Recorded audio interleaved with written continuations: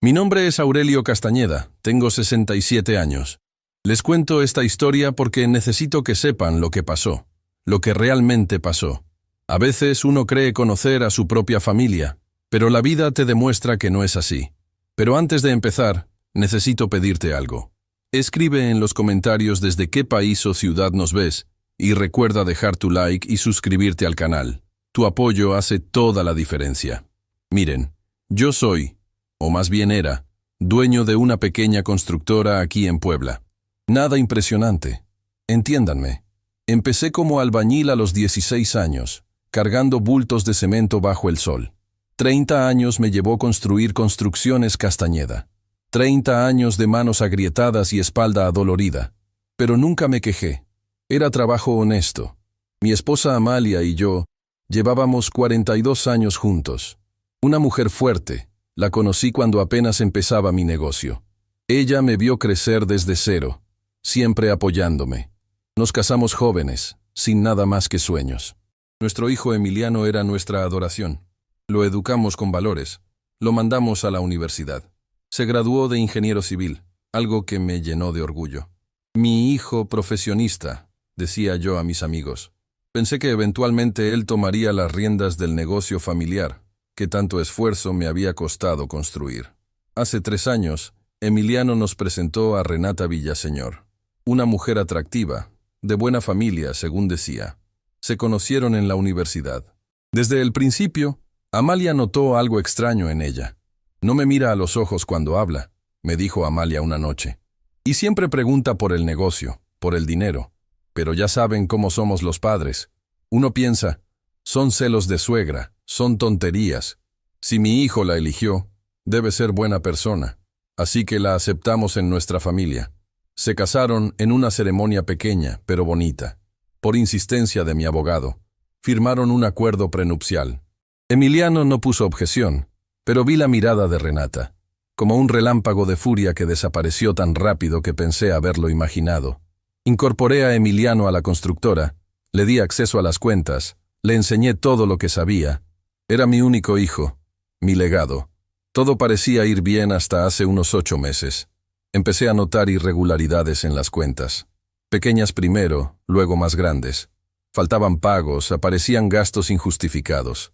Lo más preocupante, mi firma digital se usaba para aprobar transferencias que yo nunca había autorizado. Deben ser errores contables, me dijo Emiliano cuando lo confronté. Ya sabes cómo es doña Lupita con los números. Doña Lupita era nuestra contadora desde hacía 15 años. Una mujer honesta hasta la médula. No son errores, me dijo ella en privado. Alguien está sacando dinero, don Aurelio, y no soy yo. La cantidad total me dejó helado. Casi 2 millones de pesos en 6 meses.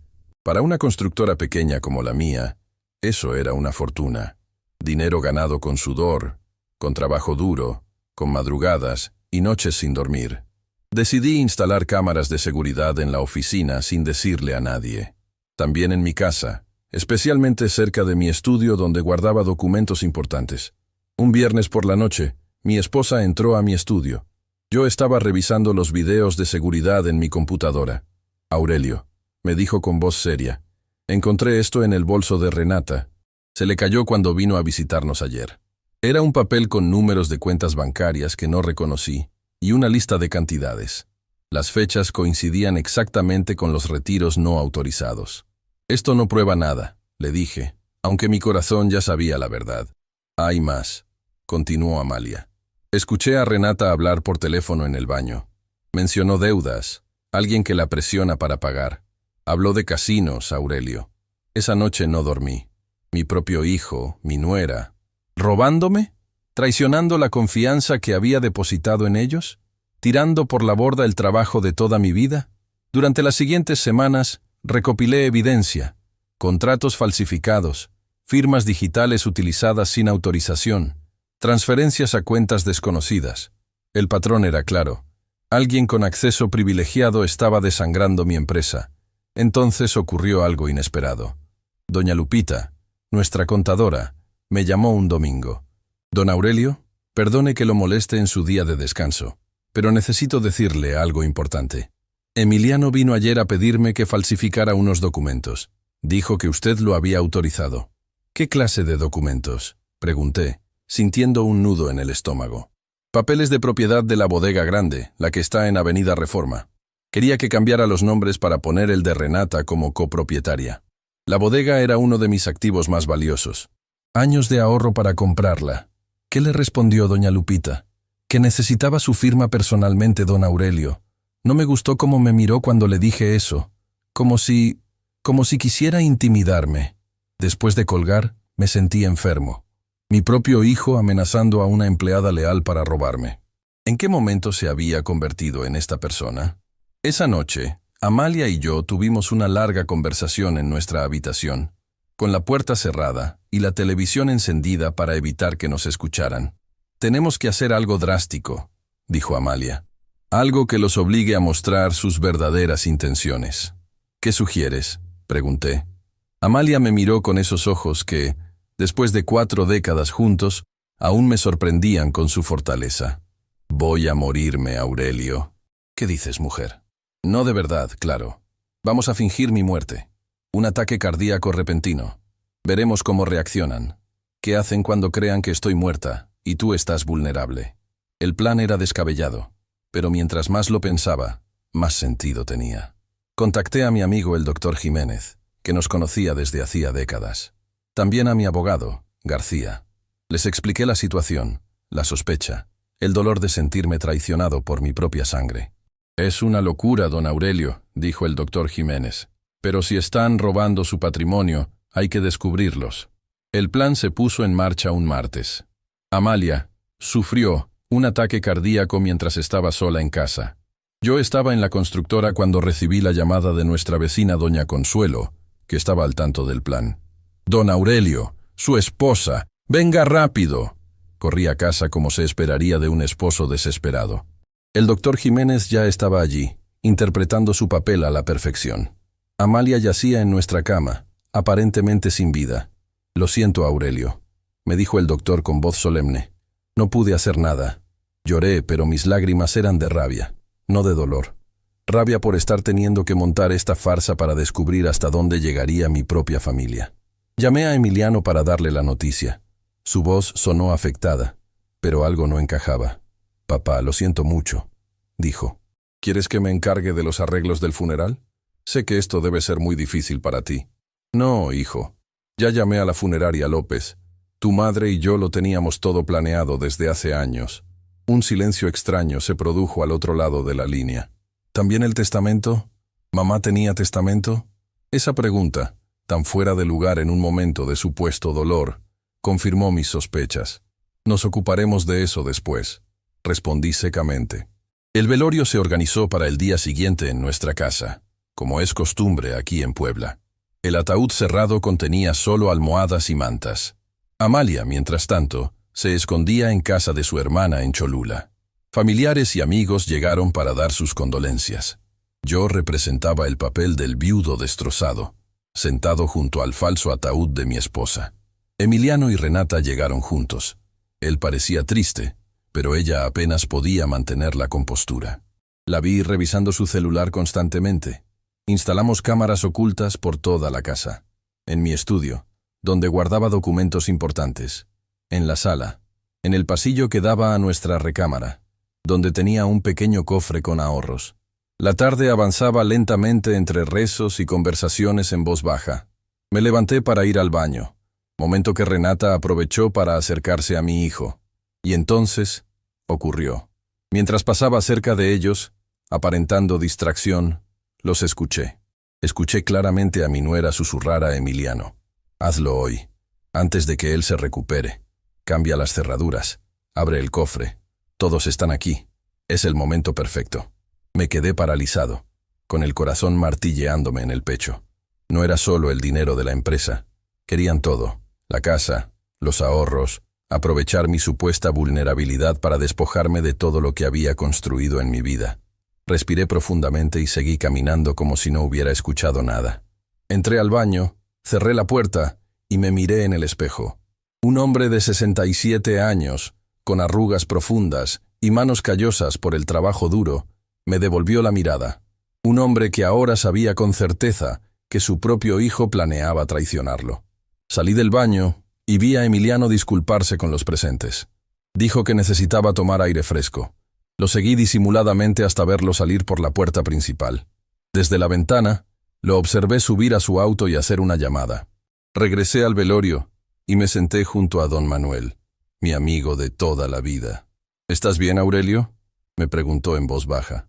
No, Manuel, le respondí. Acabo de confirmar que mi propio hijo y su esposa están planeando robarme. Y esto es solo el comienzo. Don Manuel, que también estaba al tanto del plan, apretó mi hombro en señal de apoyo. ¿Qué piensas hacer ahora?, preguntó. Miré hacia donde estaba Renata, hablando con una tía lejana, fingiendo tristeza. Dejar que se caven su propia tumba, y luego mostrarles que con Aurelio Castañeda nadie juega. El reloj marcaba las 8 de la noche. El plan estaba en marcha, y yo no tenía idea de cuán doloroso sería el camino que me esperaba por delante. Esa noche del velorio fue la más larga de mi vida. Tuve que fingir dolor por la pérdida de Amalia, mientras vigilaba cada movimiento de Emiliano y Renata. Cada vez que alguien me daba el pésame, yo agradecía con la cabeza baja, pero mis ojos no dejaban de seguir a mi hijo y su esposa. Después de escuchar a Renata susurrarle a Emiliano sobre cambiar las cerraduras y abrir mi cofre, decidí actuar con cautela. Necesitaba pruebas concretas, evidencia irrefutable de su traición. Una cosa es sospechar, otra muy distinta es confirmar que tu propio hijo planea despojarte de todo lo que has construido. Cerca de la medianoche, cuando la mayoría de los visitantes se habían marchado, me excusé diciendo que necesitaba descansar. En realidad, fui a mi habitación para revisar las grabaciones de las cámaras ocultas en mi tablet. García, mi abogado, me había conectado todo para poder monitorear en tiempo real. «Descanse, don Aurelio», me dijo mi compadre Héctor al despedirse. «Mañana será otro día difícil, si él supiera». Me encerré en mi habitación y encendí la tablet. Las cámaras funcionaban perfectamente. Podía ver la sala donde el ataúd falso seguía rodeado de flores, la cocina donde algunas mujeres de la familia aún preparaban café, y mi estudio, donde guardaba los documentos importantes de la constructora. No pasó mucho tiempo antes de que Emiliano apareciera en la pantalla, entrando sigilosamente a mi estudio. Miró a su alrededor, asegurándose de que nadie lo veía. Renata vigilaba en el pasillo. «Apúrate», la escuché decir. «Todos están distraídos con la tía Consuelo». Emiliano se dirigió directamente a mi escritorio y comenzó a revisar los cajones. Sacó un manojo de llaves que yo guardaba allí. Las llaves de la casa, de la oficina, de la bodega. Las llaves de toda mi vida. «Las tengo», dijo en voz baja. «¿Dónde está la llave del cofre?» «Debe estar ahí», respondió Renata desde el pasillo. «El viejo guarda todo junto». «¿El viejo? ¿Así me llamaba mi nuera cuando creía que nadie la escuchaba?» «No está», gruñó Emiliano, frustrado. «Revisaré en su habitación mañana cuando vaya a la funeraria». Mi corazón latía con fuerza mientras los observaba. Esto ya no eran sospechas o coincidencias. Era un plan calculado. «¿Y los papeles?», preguntó Renata. «¿Encontraste el testamento?» «No, pero hallé esto». Emiliano sacó una carpeta de mi cajón. Reconocí inmediatamente el folder azul donde guardaba los documentos de propiedad de la constructora, incluidos los poderes notariales. «Perfecto», dijo Renata entrando al estudio. «Con esto podemos empezar a transferir activos mañana mismo». «Necesitamos la firma de mi papá», advirtió Emiliano. Renata sonrió de una manera que me heló la sangre. «Tu padre está destrozado, Emiliano. Firmará lo que sea que le pongas enfrente, especialmente si le dices que era el deseo de tu madre. Usar la memoria de Amalia para manipularme». La frialdad del plan me dejó sin aliento. Observé cómo fotografiaban documentos con sus celulares y volvían a colocarlos en su lugar. Profesionales del engaño. Luego salieron del estudio, cerrando cuidadosamente la puerta tras ellos. Me quedé sentado en mi cama, mirando la pantalla ahora vacía, sintiendo una mezcla de dolor y rabia que nunca había experimentado. 30 años construyendo un patrimonio honesto, para que mi propio hijo intentara robármelo en un momento de supuesta vulnerabilidad. Llamé inmediatamente a García. «Lo tenemos todo grabado», le dije en voz baja. Entraron a mi estudio, tomaron llaves, fotografiaron documentos. «Excelente, don Aurelio», respondió mi abogado. Seguimos con el plan. Mañana después del entierro, cuando regresen a su casa, revisaremos qué más intentan hacer. Pasé el resto de la noche despierto, pendiente de las cámaras, pensando en Amalia, escondida en casa de su hermana, sola en esta farsa que nos habíamos visto obligados a montar. Mi esposa, mi compañera de vida, separada de mí, en uno de los momentos más dolorosos que habíamos enfrentado. A las 6 de la mañana, escuché movimiento en la casa. Me levanté, me puse el mismo traje oscuro del día anterior y salí de mi habitación con los ojos deliberadamente hinchados, como si hubiera llorado toda la noche. En la cocina encontré a Renata preparando café. Me sorprendió verla despierta tan temprano. «Buenos días, suegro», dijo con una voz dulce que ahora sabía era completamente falsa. «Le preparé un cafecito. Debe estar agotado».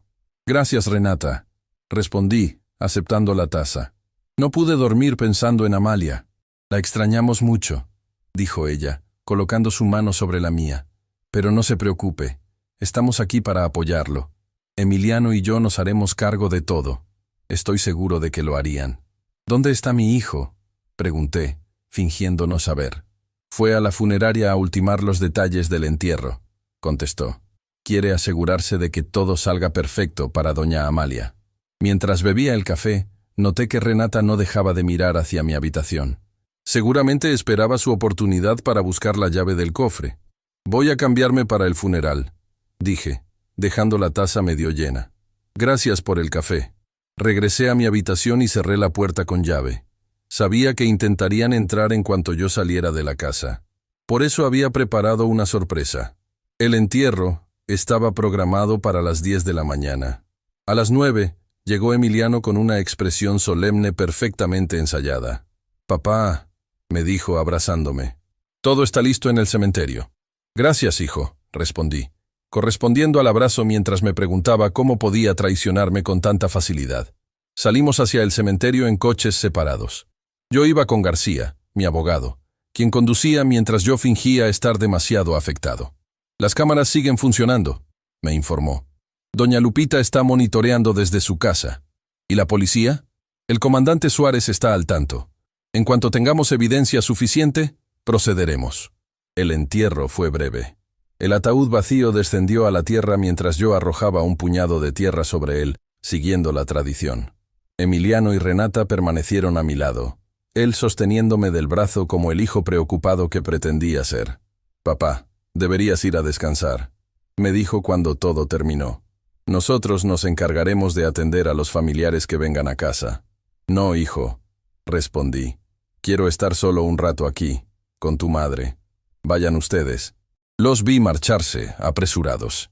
Sabía exactamente a dónde iban y qué planeaban hacer. Esperé unos minutos junto a la tumba vacía, pensando en la absurda situación en la que me encontraba. «Vámonos, don Aurelio», dijo García después de un rato. «Tenemos que llegar antes que ellos por la puerta trasera». Entramos a mi casa por la puerta del patio, que pocos conocían. Nos dirigimos directamente al cuarto de monitoreo improvisado que habíamos instalado en el pequeño almacén junto a la cocina. Doña Lupita ya estaba allí, observando las pantallas. «Llegaron hace 5 minutos», nos informó. Fueron directo a su habitación. En la pantalla, vimos a Emiliano forzando la cerradura de mi recámara. Renata vigilaba en el pasillo. «Ya está», dijo Emiliano cuando logró abrir. Ambos entraron y comenzaron a registrar metódicamente cada rincón. «¿Dónde guarda la llave del cofre?», preguntó Renata, abriendo cajones. «No lo sé», respondió Emiliano. «Siempre ha sido muy reservado con sus cosas. Revolvieron mi ropa, mis pertenencias personales, incluso las de Amalia. Sin respeto, sin remordimiento». «Mira esto», dijo Emiliano de repente, sacando una pequeña llave de debajo del colchón. La llave falsa que había dejado como señuelo. «La encontraste», exclamó Renata emocionada. «Vamos al estudio». Los seguimos a través de las cámaras mientras se dirigían a mi estudio. El cofre estaba allí, en la esquina, protegido por una caja fuerte disimulada como una simple biblioteca. «¿Crees que sea esta?», preguntó Emiliano mostrando la llave. «Inténtalo», lo urgió Renata.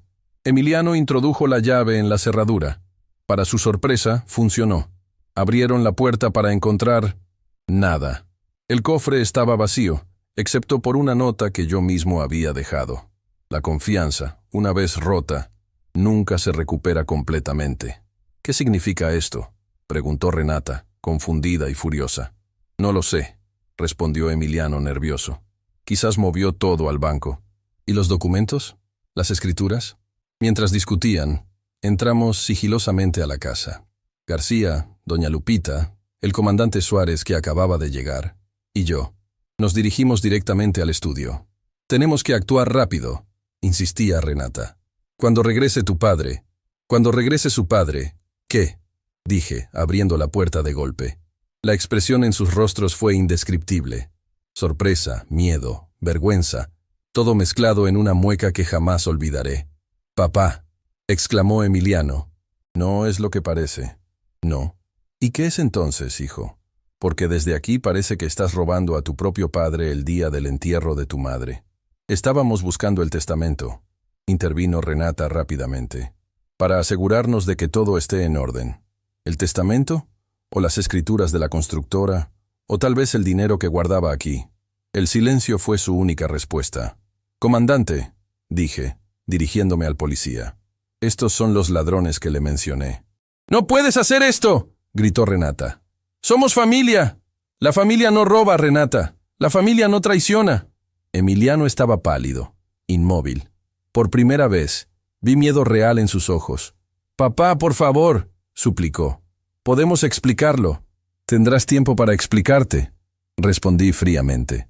«Por ahora quiero que salgan de mi casa. Los dos». «¿Nos estás echando?», preguntó Renata incrédula. «Considérense afortunados. Podría presentar cargos por robo e intento de fraude. Tengo todas las pruebas que necesito». Les mostré mi celular con las grabaciones de las cámaras. Ambos palidecieron aún más. «Tienen 1 hora para recoger sus cosas personales», continué. «Nada más. Doña Lupita y el comandante Suárez supervisarán para asegurarse de que no se lleven lo que no les pertenece». «No puedes hacerme esto. Soy tu hijo», dijo Emiliano con voz quebrada. «Y tú no pudiste respetarme como tu padre. Parece que ambos fallamos». Salieron del estudio derrotados, pero no arrepentidos. Podía ver la rabia contenida en los ojos de Renata, el cálculo frío en su mente buscando otra salida. Cuando se fueron a recoger sus cosas, me quedé solo con García y el comandante Suárez. «¿Está seguro de no querer presentar una denuncia formal, don Aurelio?», preguntó el comandante. «Todavía no», respondí. «Primero quiero ver qué tan lejos están dispuestos a llegar». 1 hora después, Emiliano y Renata salieron de la casa con algunas maletas. Ninguno me miró a los ojos al marcharse. «Esto no se va a quedar así», murmuró Renata al pasar junto a mí. «Emiliano tiene derechos sobre la constructora». «Los tenía», respondí, hasta que decidió robarla en lugar de heredarla. Cuando se fueron, me senté en mi sillón, agotado física y emocionalmente. Habían pasado apenas 2 días desde que comenzó esta farsa, y ya sentía que habían transcurrido años. Llamé a Amalia para informarle lo sucedido. «¿Estás bien?», me preguntó preocupada. «No», respondí honestamente. «Nuestro hijo intentó robarnos, Amalia. No sé cómo procesarlo. ¿Crees que fue idea de ella?». «No lo sé, y eso es lo que más me duele. No saber si nuestro hijo fue manipulado o si siempre fue así y nunca nos dimos cuenta. ¿Qué haremos ahora? Seguir con el plan. Necesitamos saber qué más están tramando. ¿Y luego qué, Aurelio? Y luego resucitarás, vieja. Volverás de entre los muertos para enfrentar a quienes quisieron aprovecharse de nosotros». A pesar de todo, Amalia rió al otro lado de la línea. «Siempre tan dramático, Aurelio. Pero tienes razón. Esto no ha terminado». Esa noche, solo en mi casa por primera vez en décadas, me pregunté qué habíamos hecho mal en la crianza de Emiliano. ¿En qué momento perdió los valores que tanto nos esforzamos por inculcarle? ¿O era cierto lo que decían, que nunca conoces realmente a tus hijos hasta que enfrentan una prueba de carácter? El teléfono sonó cerca de la medianoche. Era García. «Don Aurelio, tengo noticias. Emiliano acaba de acceder a las cuentas de la constructora desde su computadora personal. Está intentando realizar transferencias. ¿Puede hacerlo sin mi autorización? No debería, pero tiene acceso a su firma digital. Ya hablé con el banco para bloquear cualquier movimiento sospechoso». «Bien. ¿Algo más?» «Sí. Renata ha estado haciendo llamadas. Muchas llamadas. A un número que hemos identificado como perteneciente a un prestamista conocido. Alguien con conexiones peligrosas. Un escalofrío recorrió mi espalda. Esto iba más allá del simple oportunismo. Había desesperación en sus acciones. Manténgame informado, le dije. Y refuerce la seguridad en la casa y en la constructora. Colgué y miré la foto de Emiliano que aún conservaba en la sala. Mi único hijo, mi orgullo, ahora convertido en un extraño peligroso. ¿Cómo habíamos llegado a esto? El reloj marcaba la 1 de la madrugada cuando escuché un ruido en el patio trasero. Me asomé con cautela por la ventana y vi 2 sombras moviéndose entre los árboles. Reconocí inmediatamente a Emiliano por su forma de caminar.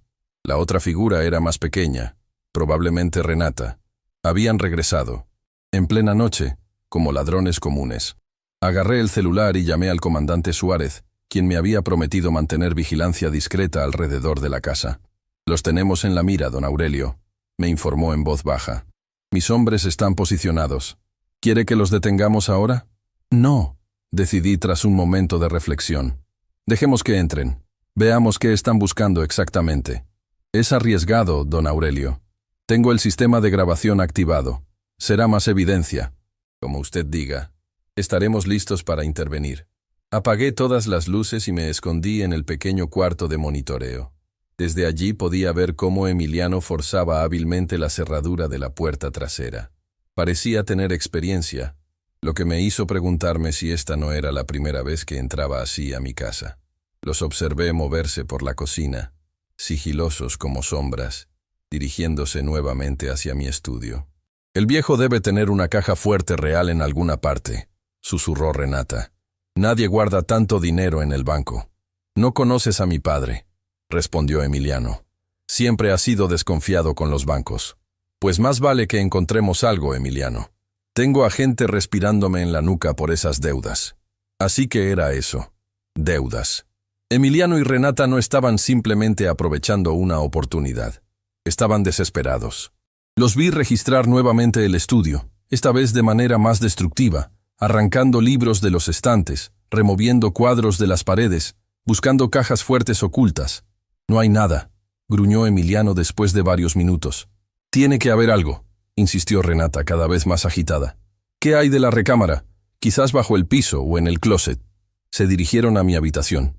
Los seguí a través de las cámaras, sintiendo una mezcla de tristeza y determinación. Ya había visto suficiente. Era hora de terminar con esto. Tomé mi celular y envié un mensaje al comandante Suárez. Ahora, segundos después, escuché las sirenas y vi las luces de las patrullas iluminando el exterior de la casa. «Policía», gritó una voz autoritaria desde fuera. «Sabemos que están ahí dentro. Salgan con las manos en alto». La expresión de terror en los rostros de Emiliano y Renata, capturada por las cámaras, fue algo que nunca olvidaré. La madrugada fue caótica. Los vecinos se asomaban desde sus ventanas mientras la policía escoltaba a Emiliano y Renata fuera de mi casa, esposados como delincuentes comunes. Nunca imaginé ver a mi hijo así, pero él mismo había elegido ese camino. «Esto es un error», gritaba Renata. «Teníamos permiso para entrar». El comandante Suárez me miró, esperando mi confirmación o negación. «Entraron forzando la cerradura trasera», respondí. «Tengo todo grabado». «Papá, por favor», suplicó Emiliano. «Tenemos problemas. Necesitamos ayuda, ¿no esto?» Lo miré fijamente. Este hombre que me llamaba papá ya no era el niño que crié. Era un extraño con la cara de mi hijo. «La ayuda se pide, hijo, no se roba». Lo subieron a la patrulla junto con Renata. Antes de que cerraran la puerta, ella me lanzó una mirada de odio puro que me heló la sangre. «Se va a arrepentir de esto, don Aurelio», siseó. «Nadie humilla así a Renata Villaseñor». El comandante Suárez se acercó mientras las patrullas se alejaban. «Los llevaremos a la comisaría para procesarlos. ¿Presentará cargos formales, don Aurelio?» Me tomé un momento para responder.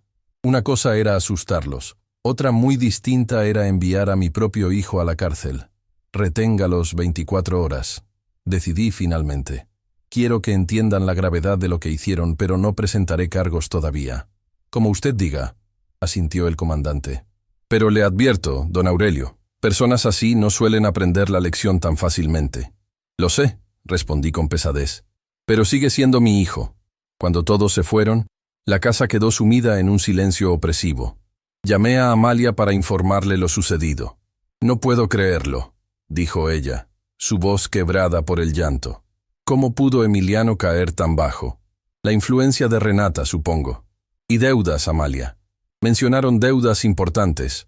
¿De qué clase de deudas podrían justificar robar a sus propios padres?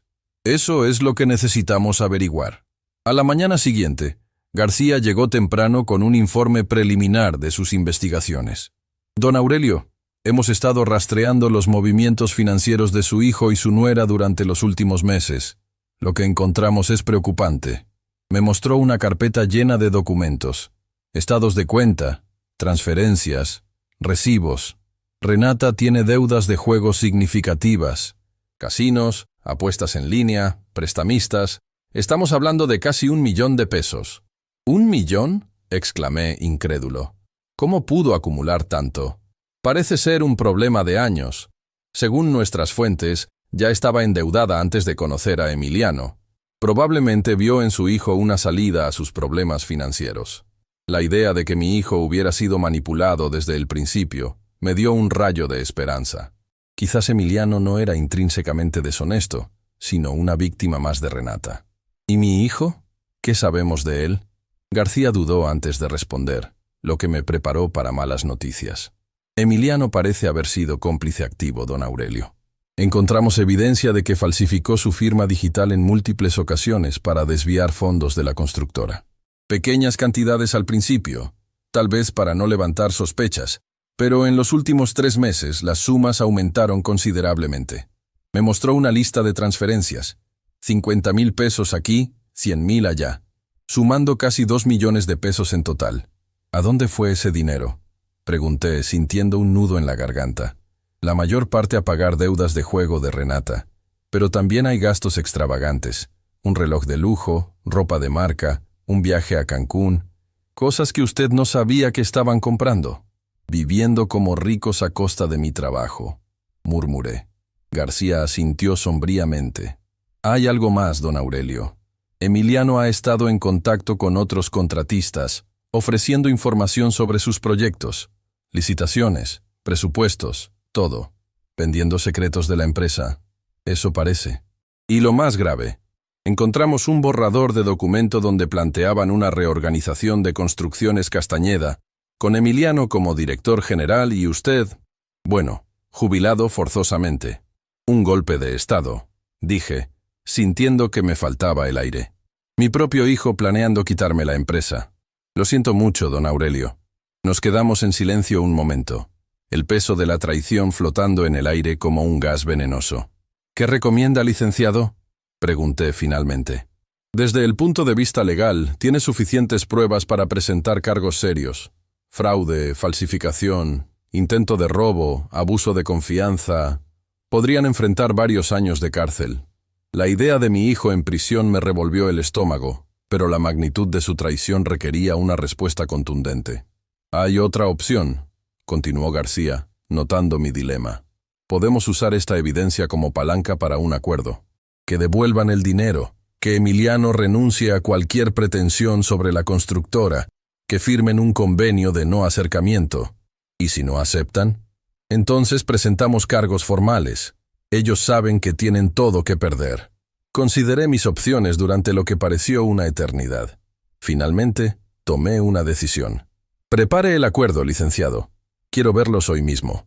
A mediodía, García regresó con los documentos preparados. Mientras los revisábamos, recibí una llamada del comandante Suárez. Don Aurelio, surgió un problema.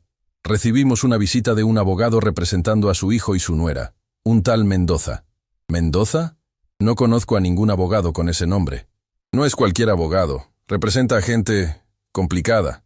Está exigiendo la liberación inmediata de sus clientes, alegando detención ilegal y abuso de autoridad.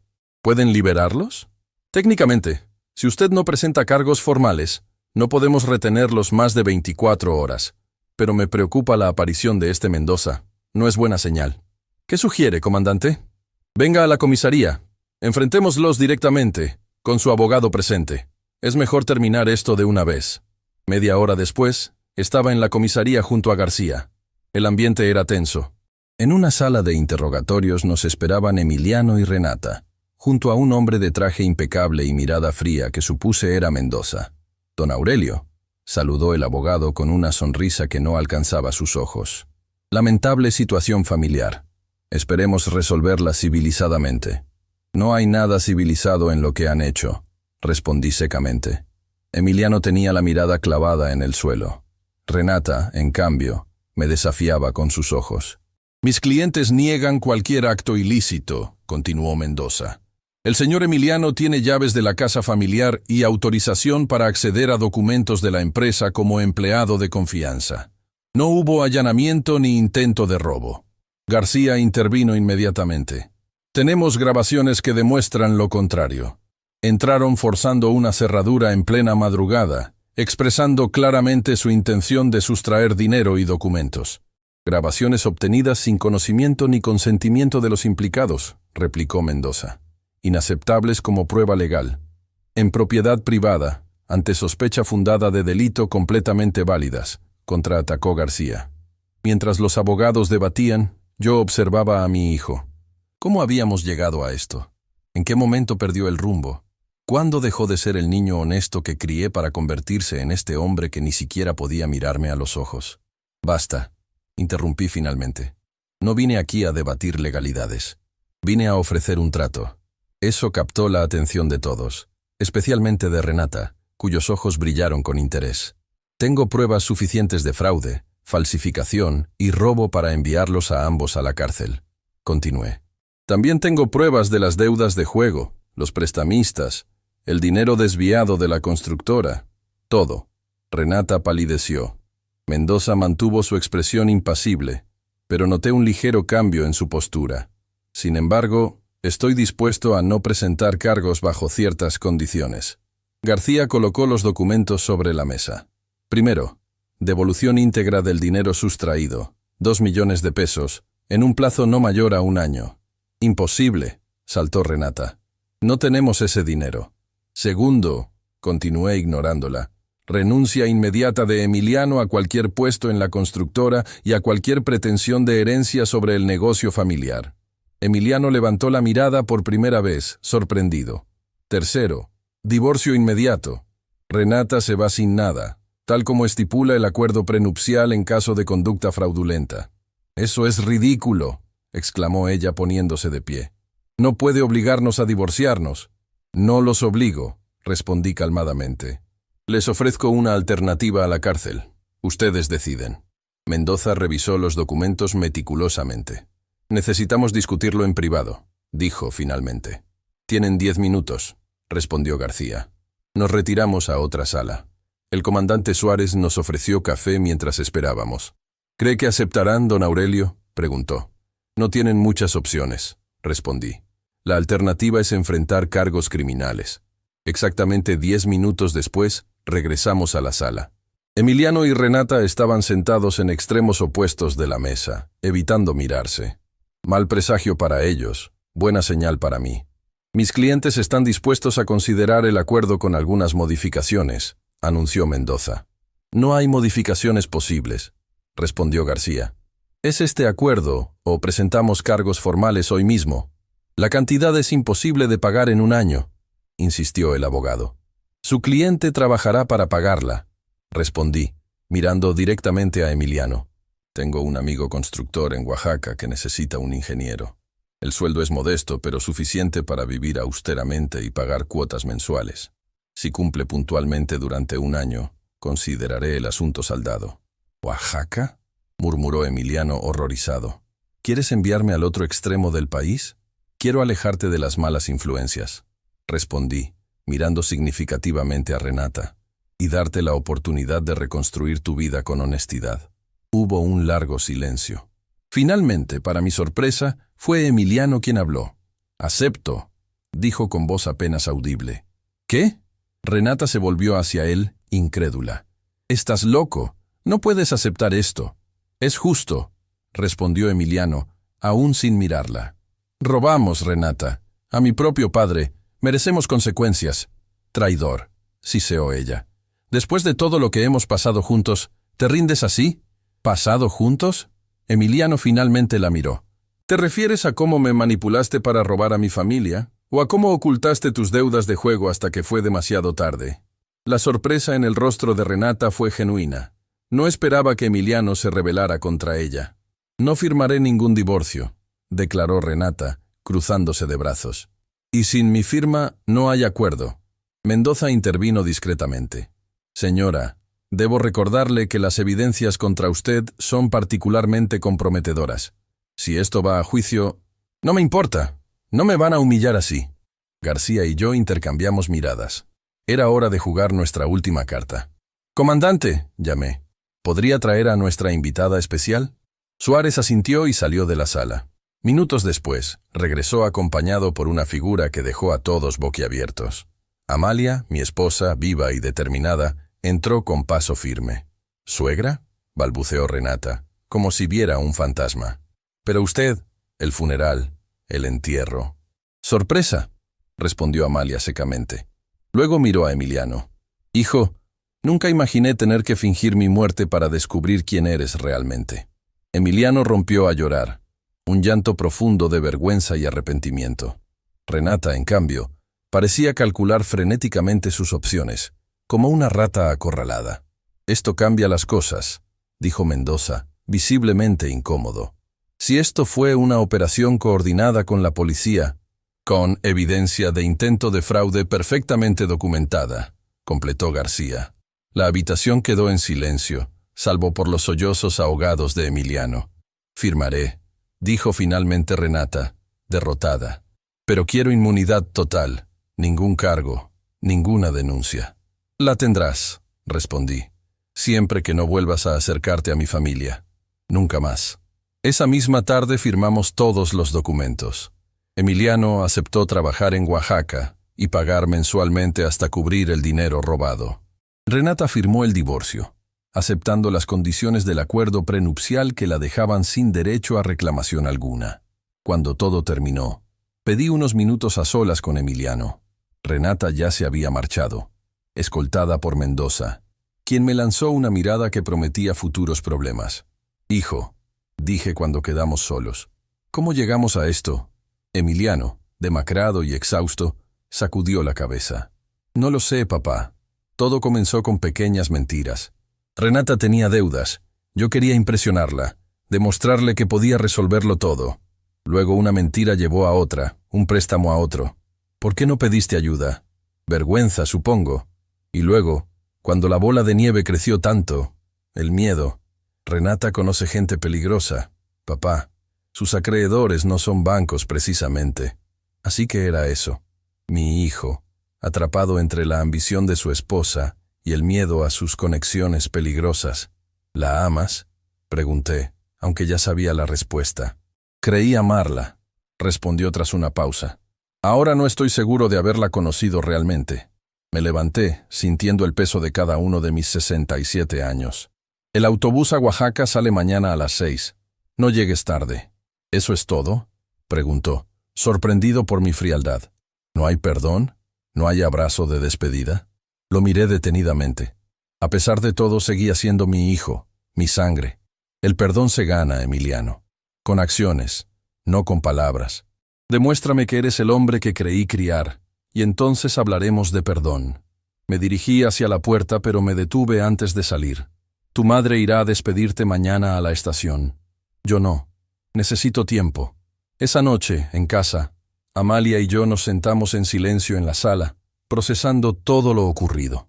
«¿Crees que cumplirá?», preguntó ella después de un rato. «No lo sé», respondí honestamente. «Quiero creer que sí, que en el fondo sigue siendo nuestro Emiliano. Pero ya no podemos confiar como antes», completó ella. «Lo sé. Duele tanto, Aurelio». La abracé, sintiendo sus lágrimas mojar mi camisa. Éramos dos ancianos llorando por el hijo que creíamos conocer y que resultó ser un extraño. «Al menos está a salvo de Renata y sus deudas», dije para consolarla. «Oaxaca le dará una nueva oportunidad. ¿Y nosotros?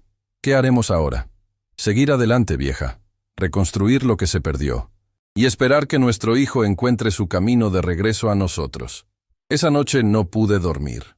Daba vueltas en la cama, repasando una y otra vez los acontecimientos, buscando el momento exacto en que todo se torció.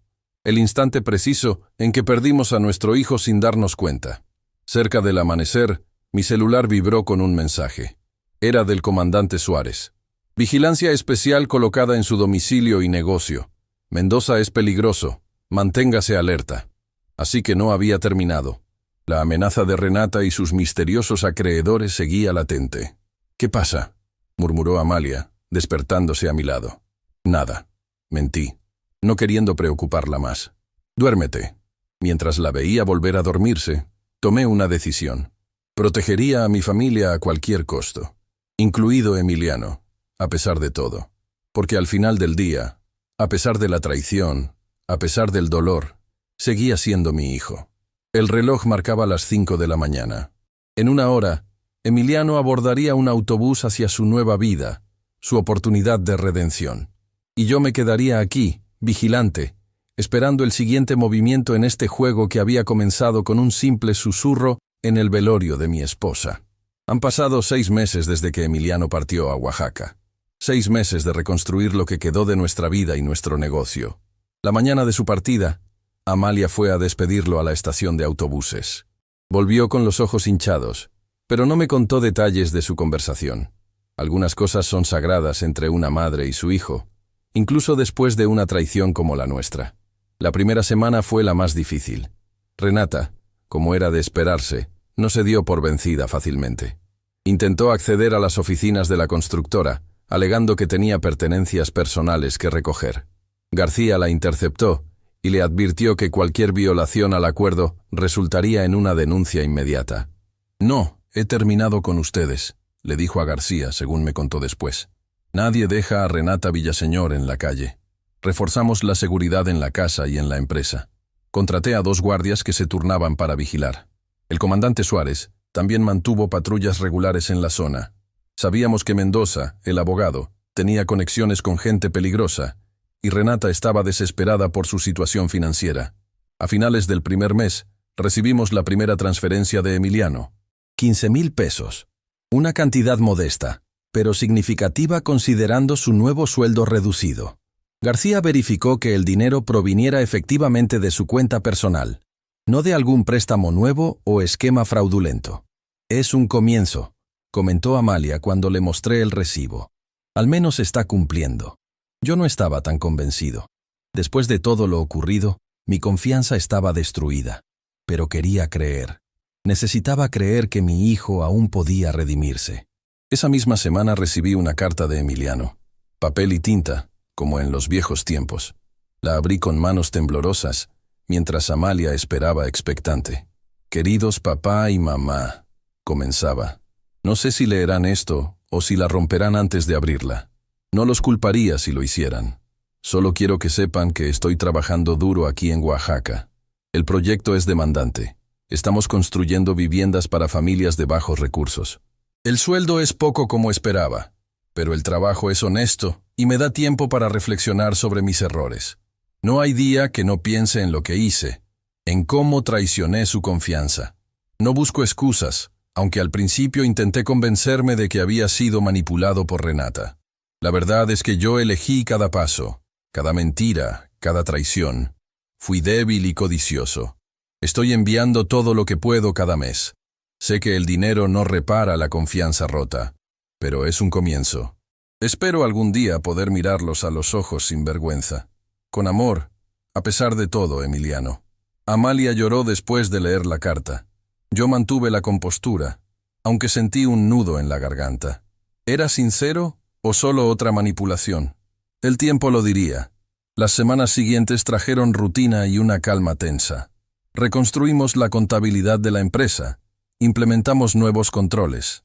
Doña Lupita, nuestra fiel contadora, fue fundamental en este proceso. La constructora comenzó a recuperarse lentamente, aunque la desconfianza instalada en mi corazón me hacía revisar cada factura, cada contrato, cada centavo que entraba y salía. Un día, mientras revisaba unos presupuestos en mi oficina, García entró con expresión preocupada. «Don Aurelio, tenemos información sobre Renata». «¿Qué ocurre?» «Fue vista reuniéndose con Mendoza y otro hombre en un restaurante de la zona hotelera. Nuestro contacto en la policía lo identificó como Leonardo Fuentes. El nombre no me decía nada, pero la expresión de García dejaba claro que debería preocuparme. ¿Quién es? Un prestamista conocido, de los que cobran con métodos poco ortodoxos. Si Renata está involucrada con él, estamos en peligro, completé. Podría ser, o quizás solo están negociando sus propias deudas. De cualquier manera, reforcemos la seguridad. Esa noche le conté a Amalia. Decidimos que no había razón para alarmar a Emiliano, quien parecía estar por fin en el camino correcto. Al día siguiente instalamos más cámaras, cambiamos todas las cerraduras, implementamos un sistema de alarma conectado directamente con la policía. Me sentía viviendo en una fortaleza, pero era el precio de la tranquilidad. 3 meses después de la partida de Emiliano, recibimos una visita inesperada.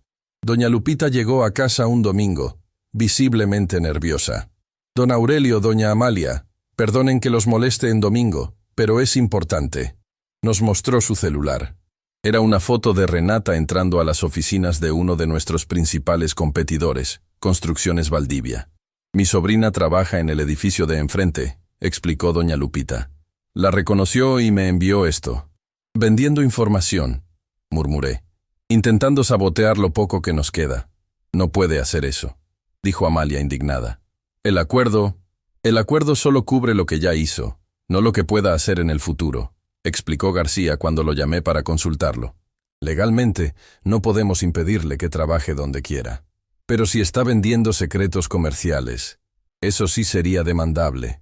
Pero necesitaríamos pruebas concretas. Las semanas siguientes fueron tensas. Perdimos 2 licitaciones importantes frente a Valdivia. Proyectos que, por nuestra experiencia y trayectoria, deberíamos haber ganado. Era demasiada coincidencia. Está usando lo que sabe de nosotros, dije a Amalia una noche. Conoce nuestros métodos, nuestros márgenes, nuestras estrategias. ¿Y qué podemos hacer? Cambiar el juego.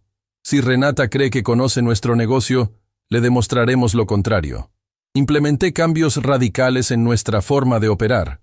Nuevos proveedores, nuevos métodos de presupuesto, nueva estrategia comercial. Era como reinventar la empresa desde cero, pero era necesario. A los 4 meses, recibimos otra carta de Emiliano, junto con una transferencia de 20,000 pesos. Estaba aumentando sus pagos mensuales. Queridos padres, escribió, las cosas mejoran aquí. El ingeniero jefe reconoció mi trabajo y me ofreció horas extras en otro proyecto.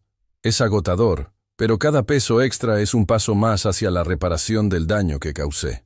No he tenido contacto con Renata desde nuestra separación, aunque intentó llamarme varias veces el primer mes. He cambiado mi número y mi dirección. No quiero saber nada de ella ni de la vida que llevamos juntos. He estado reflexionando mucho sobre cómo permití que las cosas llegaran tan lejos. La codicia, supongo. Y el orgullo. Quería demostrar que podía ser tan exitoso como tú, papá, pero buscando atajos. No hay atajos para la integridad. Espero que algún día puedan perdonarme, aunque sé que nunca olvidarán. Yo tampoco lo olvidaré. Con amor, Emiliano. Esta vez, incluso yo me conmoví. Había sinceridad en sus palabras, un reconocimiento genuino de sus errores que no había visto antes. Tal vez realmente está cambiando, dijo Amalia esperanzada. Tal vez, concedí, aunque la cautela seguía dominando mi corazón. 5 meses después de su partida, ocurrió el incidente que lo cambió todo.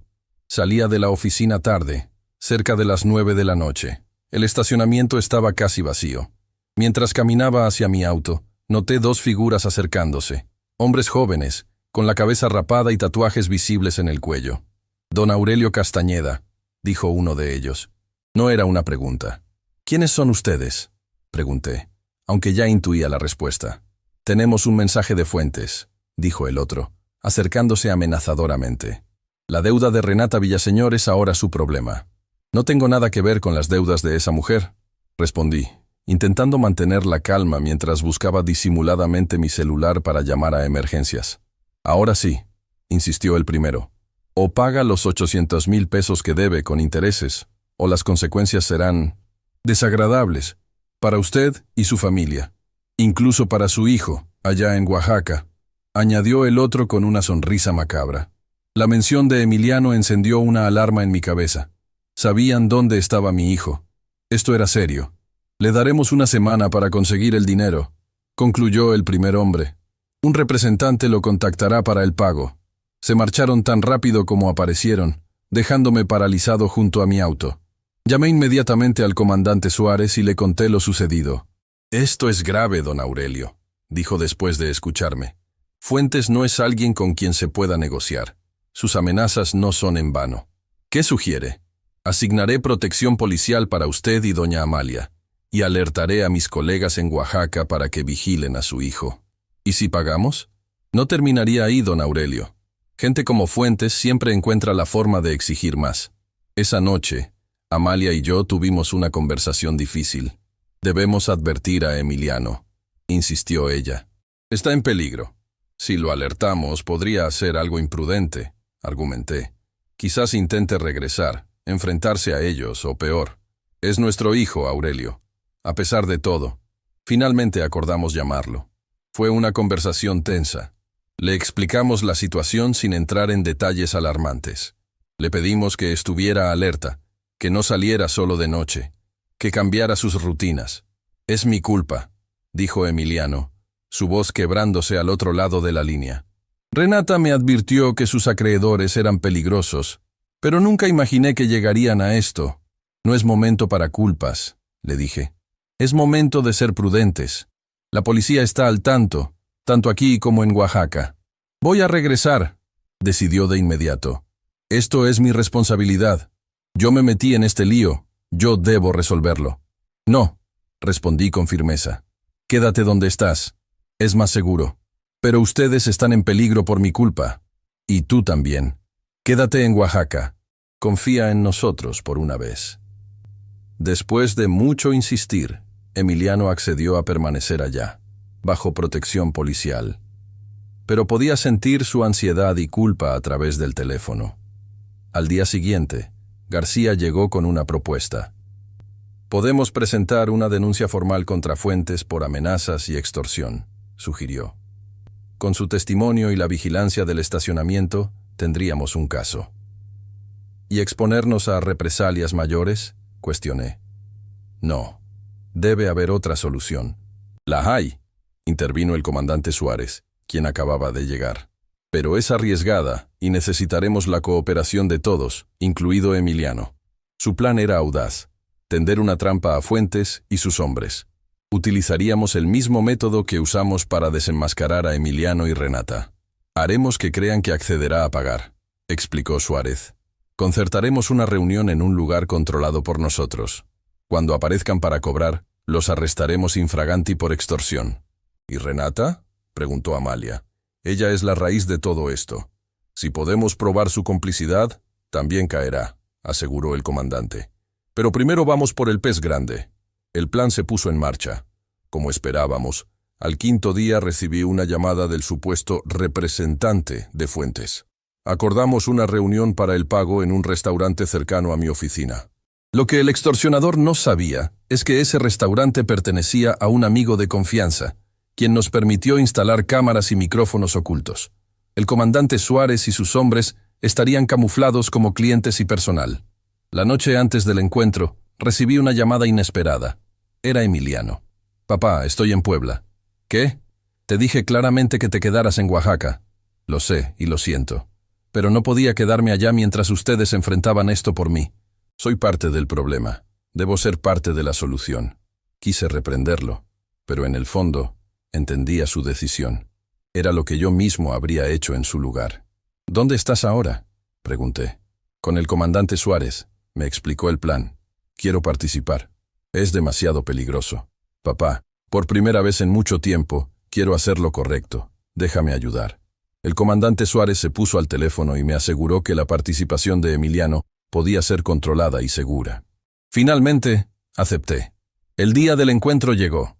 Según el plan, me reuniría con el representante de Fuentes a las 8 de la noche. Llevaría un maletín con el dinero, billetes marcados proporcionados por la policía, y una transmisión oculta para que el equipo de Suárez escuchara todo. Lo que no esperábamos era que Renata apareciera en el restaurante una hora antes. «Don Aurelio», me saludó con falsa amabilidad cuando entré para la preparación final. «Qué sorpresa encontrarlo aquí». Mi sangre se heló. Su presencia podía arruinar todo el operativo. Renata, respondí secamente. No esperaba verte. Vine a cenar, dijo con una sonrisa que no llegaba a sus ojos. Una coincidencia afortunada. No creo en coincidencias. Su sonrisa se desvaneció, reemplazada por una expresión calculadora. «¿Sabe por qué estoy aquí?», afirmó. «Y yo sé por qué está usted aquí, con un maletín lleno de dinero para Fuentes. No sé de qué hablas. Vamos, don Aurelio. No insultemos nuestra inteligencia mutuamente. Usted sabe que yo inicié todo esto, y yo sé que usted planea una trampa con la policía». Me quedé helado. ¿Cómo lo sabía? ¿Había un filtro en el operativo? «¿Qué quieres, Renata?» «La mitad», respondió sin rodeos. «Usted atrapa a Fuentes. Yo quedo libre de mi deuda, y además me llevo la mitad del dinero que supuestamente iba a pagarle. ¿Por qué habría de aceptar eso? Porque si no lo hace, llamaré a Fuentes ahora mismo para advertirle. El operativo fracasará, y créame, su venganza será terrible». Estaba entre la espada y la pared, acceder a su chantaje o arriesgar todo el plan. En ese momento, para sorpresa de ambos, Emiliano apareció junto a nuestra mesa. «No vas a llamar a nadie, Renata», dijo con una calma que nunca le había visto antes. «¿Emiliano?», balbuceó ella, genuinamente sorprendida. «¿Qué haces aquí? Deberías estar en Oaxaca». «Vine a arreglar el desastre que creamos juntos, principalmente el que creaste tú». «No entiendes nada», siseó ella. «Estoy tratando de salvarnos».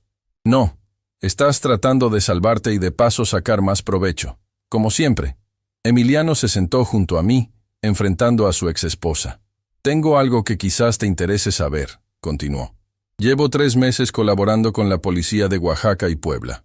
Tengo grabadas nuestras conversaciones donde admites tus deudas de juego, tus contactos con prestamistas, y cómo planeaste usarme para acceder al dinero de mi padre».